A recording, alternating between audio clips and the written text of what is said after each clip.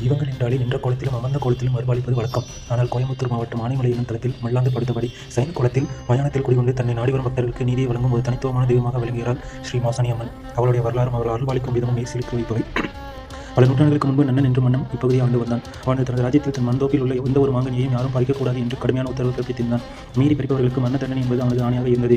இந்த நிலையில் ஒரு நாள் அரச குலத்தைச் சேர்ந்த ஒரு பெண் தன் தோழியுடன் ஆற்றில் நீராடி கொண்டிருந்தாள். அப்போது ஆற்றின் நீரில் இருந்து வந்த ஒரு மாங்கனியை மண்ணின் உத்தரவை அறியாமல் அப்பெண் எடுத்து உண்டு விட்டாள். இந்த செய்தியை அறிந்த மன்னன் நன்னன் சிறிதும் இருக்குமின்றி அவள் அரச குலப்பெண் என்றும் பாராமல் அவளுக்கு மரண தண்டனை விதித்தான்.